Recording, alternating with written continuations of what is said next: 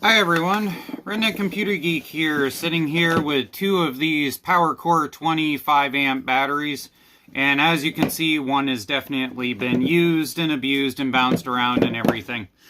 And what ended up happening is I ordered up a Skil Impact in order to be able to go and do some of the work we do here, and that Skil Impact came with this particular battery. Now, in Skil's defense, I would like to start this off with, I did do all of the registration for the Skil battery with the serial number on their website. I called in order to be able to do their warranty when this project started. I'll make sure to post up all the information for that for anybody who needs to call in for a Skil warranty. And in their defense, after about 45 minutes on hold, talking with a person for about 15 minutes, I ended up with a brand spanking new Skil battery coming in order to replace this one. Although the problem is that customer service person said one thing to me that they probably should not have said to somebody who likes to tear things apart. Well, sir, you can do whatever you want with the old battery. I suggest you dispose of it correctly. So, that's what we're doing here. To start this off, if I have a battery, say this one, that needs a charge, and I take that and I put it into our nice speed charger over here, and it does take about 20 minutes, like they said. So if I slap that in, as you can hear, the fan comes up, we've got the blinking, it's charging, everything is happy day. But if we take this battery, and unfortunately I Googled this and I looked it up on Amazon, and there is a bunch of Amazon reviews where the 5 amp battery ends up doing this. And it never ends up charging ever again. So we heard what happened with the first battery, we plugged it in, it started blinking and the fan turned on.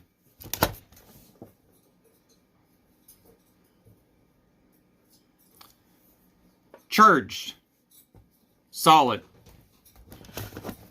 But if I take this and I face it towards you, not charged.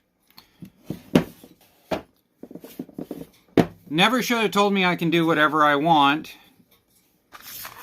Is we've got our Skil light duty impact here.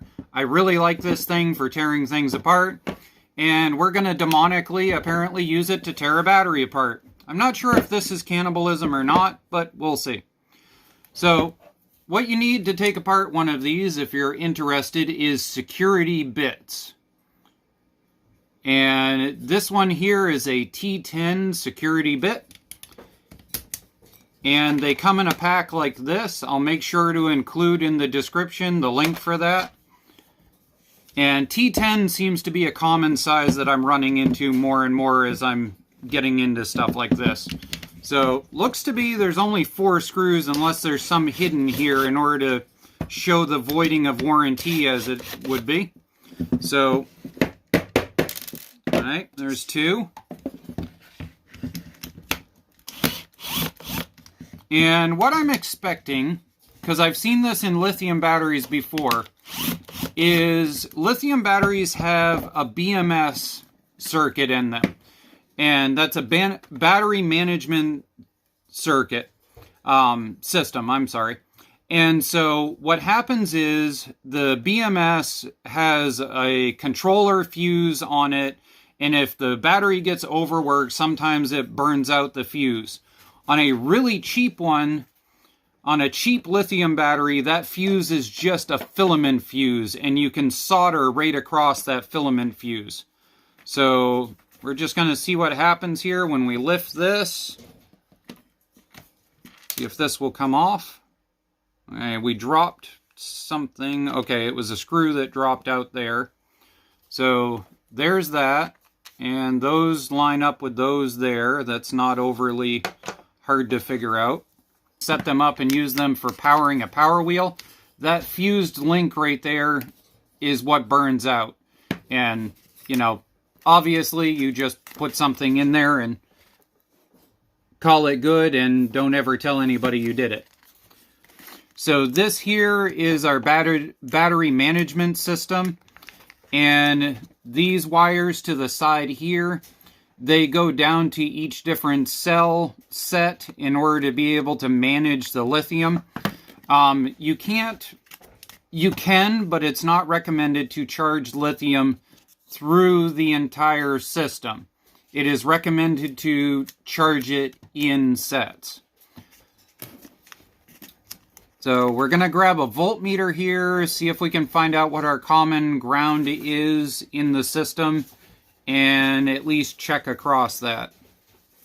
But as it is right now, I don't see anything in particular.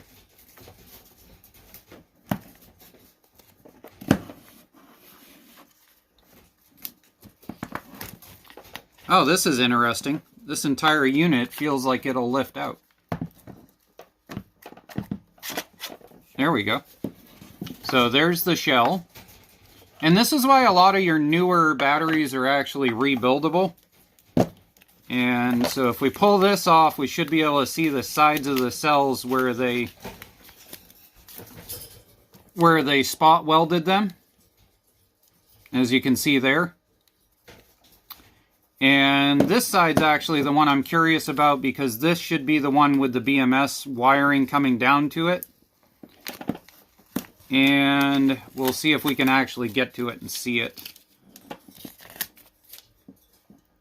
Yeah, that's the BMS wiring right there coming down through. And we don't seem to be able to see anything there. So here's our charging circuit, just really, charging indicator, just really nice and simple. And out of curiosity,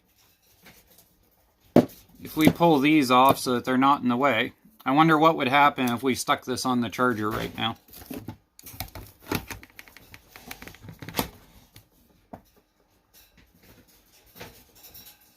No, that's it. Nothing. I'm gonna bet that right there is where the BMS failed. Because that's the only discoloration I can find on the whole thing.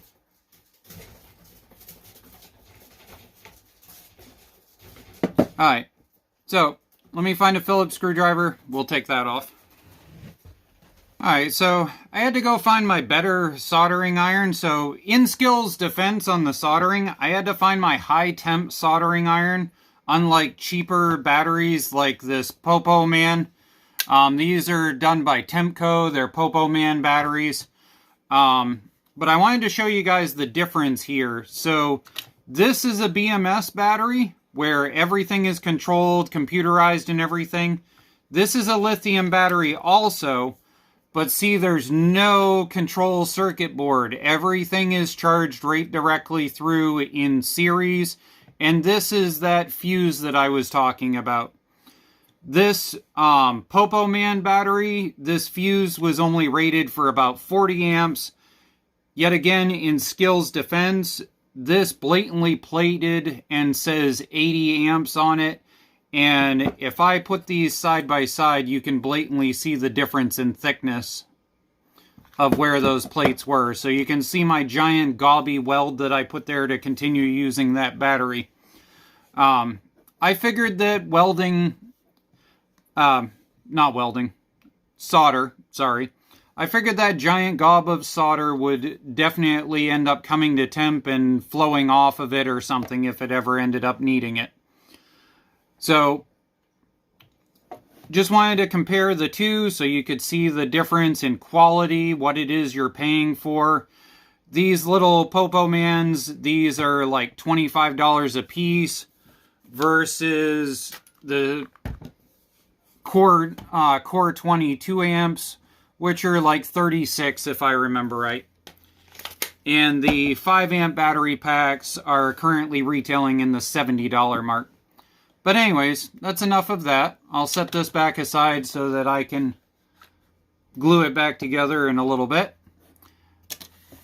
Let's see, now that we reflowed that, whether that BMS will come back to life. If it doesn't at this point, pretty much we're guaranteed that BMS is done. We've checked all of these. They all have correct voltage. We've got the correct voltage coming from here to here.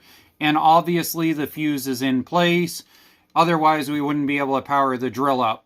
At this point, this little circuit board of BMS is unfortunately the problem.